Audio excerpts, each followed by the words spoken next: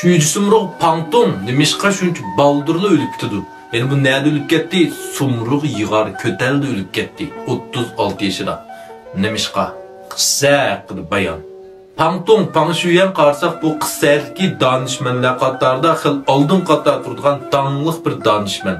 Qissadan deydi yotgan ejderha bilan Sumruqning birsiga erishsang jonni idora qila olaysan deb. Endi bu Pangtung Pangshuyanning bundaq yosh turibla o'lib ketishiga bundaq bir qancha turli sabablar bor. Birinchidan, Pangtung o'zining obraziga qat'iy diqqat qilmaydi. Ya'ni doim qalayimqan night set oldin qilsandim dedik. Bu mashdanchmanlar qatorki ikki setning birsi deb night ko'rimsiz shundoq yuruydi. Ondan intayin mayxor doim aroq ichib masli yuruydi.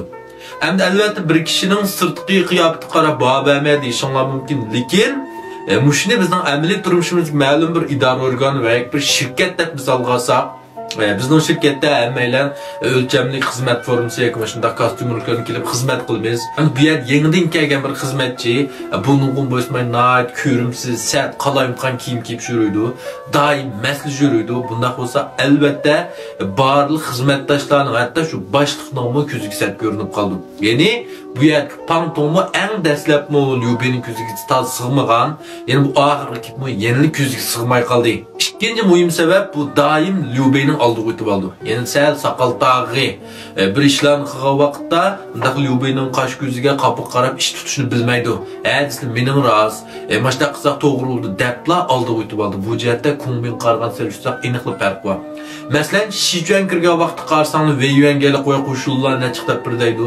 En mühimi yani Liubeiga məsləhət sanmay ruxsun almay turubla Weiyuanga qilish o'ynatqizib, Kungbin ziyofatidan birini planlaydi.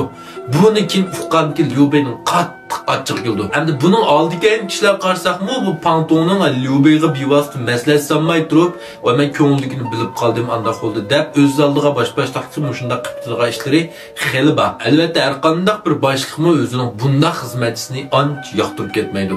Shunaqo, uchinchisi hujum qilish bir qadar qora niyat bu. Ya'ni Shichuan oldigan vaqtda bu kimga qora niyat qildi? Jang Sung'a, ya'ni Janniki ikki sat danishmanning yana biri Jang Sung'a mendim satdan bak deb azatxo'rlik qilganmikidan. Bu Jang Sung degan o'ylab baxin eng boshda kiplar Shichuanning hali xaritini bular sungan bo'lsa, bularni Shichuan kirib shundaq elish u bu to'g'riliq nurg'un maslahatdan yaxshi fikrlarni bergan bo'lsa, bu shu Pangtung'dan bir maslakdosh bo'lgan bo'lsa, shuncha odam chiqmagandek bu Jang Sung'ni qasdaydi. Shuning bilan buni ko'rgandan keyin Liubei garchi to'g'ri mana ishni qilibdi degan bilan ko'nglim bir yerda ajab qora niyatgina ma'u deb Kungbin bilan selishtirib o'ylab qoldik. Albatta qo'llastimizki bunda qora niyat kishilarni ko'rgan vaqtda o'zimizdimi tabiiyla bir ehtiyot tuyg'usi shakllandi. Shunaqo, to'rtinchi muhim sabab Pangtung o'zini ko'rsatishga bak aldirab ketdi.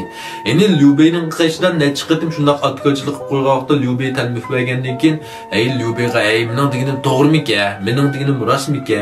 deb isbotlamoqchi bo'ldi. Yana biri qo'shindagi boshqalarning oldida o'zining Kungbindan qilishmaydigan bir kishi ekanligini, Kungbinda shunday bir dana mo'shir ekanligini isbotlashga bak aldirab ketdi, bak aldirab ketdi. Shuning bilan mushuk kelib chiqdi. Endi bu yerda Liubei biz bayağı o'tirib qo'ygan shu to'rt turlik bu Pangshuyanning aybini ko'rgandan keyin o'ylab qoldi-da, ayni vaqtda shujing taqsir mana shu yotgan ejderha bilan Sumruqdan birsiga erishsam degan endi bu xato taklif qilib qo'ydim deyman.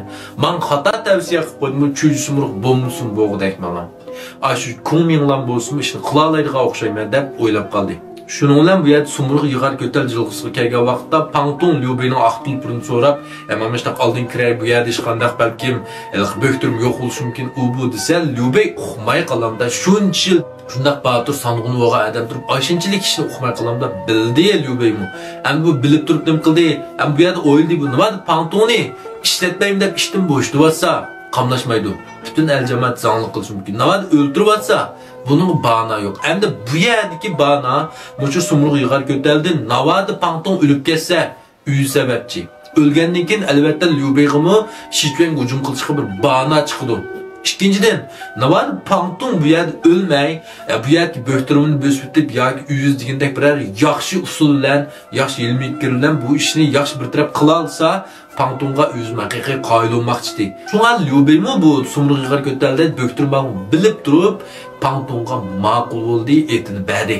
Belki panşuyamı muş somurğu yığar kötelde üzünün ölümüne emas, ma'lum bir yarılış, en yığırız yarılışını oylagan boluşum mümkün. Yani ben yarlansam, ben kalkan koşullar, bu yerde bir talar koşullar ölüp kesse, o benim diye bir ucun kılıç bir bağın iskep çıkıdı. Şunu olan ben tök bir atkan bulmaya da oylagan boluşum mümkün. Elbette hiç kim yüzün bu yerde ölüp gider dep oylamaydı. Şunda ko. Şunu olan bu yerde panşuyan 36 yaşında adam duyduğu. Ahırda dostlar 9. ayda yakı biz yechim tüpaylisler algan kitaplarını izchil sepramıgan şu yakın yak bir haftada yakı to'xtamay kitaplar kulunluğu tegdiği dep oylayman. Tünügü bugün yakın ben to'xtamayman şu kitapxonni to'xtamay söylevatmayman. Şundan kündüne çıqıtımlap bende zirkipim ketdi. Oy fınsılırım bektep ketdi. İştik sepramlar avatipramlar dep. Belki bu kulunluğu tekkendi o. Tekkeller bir rahmet definde piyonlarını qo'yasizlar. Tegim gellerinin kitabını to'xtamay söylevatmayman. Hem ben bu yer diyelim bu kitaplar mening emas. Bu kitapxondan salgan kitaplar. Ben şu kitapxondagi bir qadar yaxshi, bas, muvaffaqiyat kitaplarni ilib sizlarga tavsiya qilib turgan bir o'ttirdagi odam. Bu kitaplarni men sizlarga ko'radigan sanmayman. Men salgan bo'lsam, hammanglar o'zimcha papir buldum. Şu an dostlar yolla aytilib hozir kitaplarni normal sevatdimiz. Yoqtirgan do'stlar, mening cho'chog'imga kirib, o'zinglar yoqtirgan kitaplarni setib olsanglar bo'ldi. Hammanglarga rahmat.